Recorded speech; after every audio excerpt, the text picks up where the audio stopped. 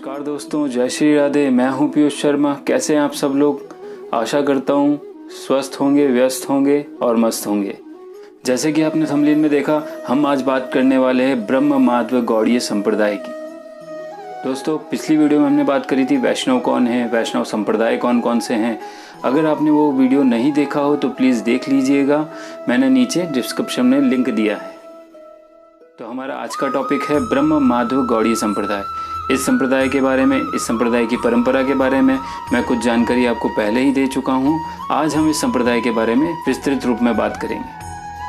हम सबसे पहले जानेंगे इस संप्रदाय की परंपरा के बारे में, इस संप्रदाय में कौन कौन से आचार्य हुए हैं और माधवाचार्य जी के बारे में छोटा सा परिचय। हम बात करें इस संप्रदाय के परंपरा वृक्ष की तो वो इस प्रकार है। सबसे पहले जगत पिता ब्रह्मा, श्री देवर्षि नारद, श्री व्यासदेव जी, श्री माधवाचार्य जी, श्री माधवेंद्र जी, श्री अद्वैताचार्य जी, श्री नित्यानंद प्रभु, श्री ईश्वरपुरी जी, श्री चैतन्य महाप्रभु, श्री रूप गोस्वामी जी, श्री सनातन गोस्वामी जी, श्री जीव गोस्वामी जी, कृष्णदास कविराज गोस्वामी जी, श्री नरोत्तम दास ठाकुर जी, श्री विश्वनाथ चक्रवर्ती ठाकुर जी, श्री जगन्नाथ बाबा जी, श्री भक्ति विनोद ठाकुर जी, श्री गौर किशोर दास बाबा जी, श्री भक्ति सिद्धांत सरस्वती जी, श्री भक्ति वेदांत स्वामी प्रभुपाद जी। और निरंतर इसी परंपरा में कई संत आए हैं और आज भी समस्त विश्व में इस परंपरा के संत भक्ति का प्रचार कर रहे हैं। हम बात करें माधवाचार्य जी की तो उन्हीं के कारण इस संप्रदाय का नाम माधव संप्रदाय पड़ा। माधवाचार्य जी का जन्म उडुपी जिले के पाजक गांव में हुआ है।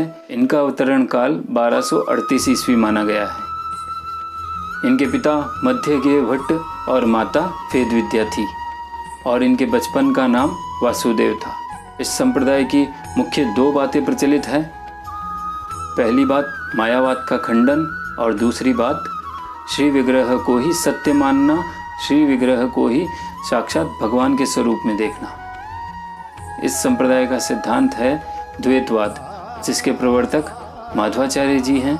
द्वैतवाद का हम सीधा सीधा अर्थ समझते हैं कि इस जगत में दो तत्व हैं, ईश्वर और जीव। ईश्वर और जीव अलग अलग हैं, ईश्वर और जीव एक नहीं है। दोस्तों, ये जो सिद्धांत हैं वो अलग अलग संप्रदायों के अलग अलग सिद्धांत हैं, तो इसमें बिल्कुल भी मतभेद वाली बात नहीं है कि कौन श्रेष्ठ है कौन श्रेष्ठ नहीं है। क्योंकि मेरा मानना यह है कि देश काल परिस्थिति के हिसाब से सिद्धांतों और नियमों में परिवर्तन आना स्वाभाविक है। तो अगर हम वैष्णव हैं तो हमारे लिए मात्र यही आवश्यक है कि हम प्यारे प्रिया प्रीतम जी की रूप माधुरी छवि का निरंतर चिंतन करते रहें और किसी भी मतभेद में ना पड़े। हम बात करते हैं इस संप्रदाय के अंतर्गत आने वाले देवालयों की। तो इस संप्रदाय ये सप्त देवालय क्रमशः इस प्रकार हैं। श्री राधा रमन जी, श्री मदन मोहन जी, श्री गोविंद जी, श्री गोपीनाथ जी, श्री राधा दामोदर जी, श्री श्याम सुंदर जी, श्री गोकुलानंद जी। इन सप्त देवालयों में से हम एक देवालय श्री राधा रमन जी के मंदिर की जानकारी प्राप्त करेंगे। तो राधा रमन जी के मंदिर के पीछे यह कथा प्रचलित है कि श्री गोपाल भट्ट गोस्वामी जी को गंडकी नदी में स्नान करते हुए शालिग्राम की सेवा प्राप्त हुई। वे शालिग्राम जी को वृंदावन लेकर के आए और कुछ समय सेवा करते करते उनके मन में ये इच्छा जागृत हुई, ये व्याकुलता जागृत हुई कि वे भी प्रभु की सुंदर रूप माधुरी छवि की सेवा करें। अगर शालिग्राम जी के हाथ, पैर और सुंदर मुख होते तो वे भी प्रभु को सुंदर वस्त्र और सुंदर आभूषण धारण करवाते और उनके श्रीमुख पर सुंदर चंदन का लेप करते। इसी व्याकुलता से भगवान विवश हो गए और शालिग्राम जी से सुंदर त्रिभंगी स्वरूप में परिवर्तित हो गए और तब से राधा रमन जी की इसी स्वरूप में वृंदावन में निरंतर सेवा चली आ रही है। हम बात करें इस संप्रदाय की तिलक की। इस संप्रदाय में गोपी चंदन का तिलक लगाया जाता है। 2 सीधे ऊर्ध्वपुंड और नीचे तुलसी का पत्ता, या फिर अलग अलग मान्यताओं के हिसाब से अलग अलग हो सकता है।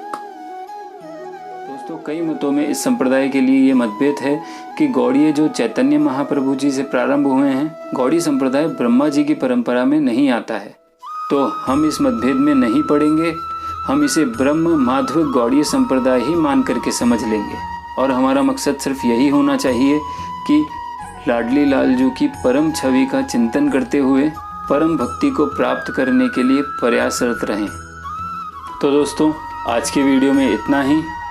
अगर कोई संशय हो, कोई बात हो तो मुझे कमेंट करके बताइएगा और मुझसे जुड़े रहने के लिए मेरे चैनल को सब्सक्राइब कीजिएगा। अगर मेरी कोई बात अच्छी लगी हो तो लाइक करके मुझे बताइएगा। अगले वीडियो में हम श्री संप्रदाय के बारे में बात करेंगे। तब तक इंतज़ार कीजिएगा। जय श्री राधे।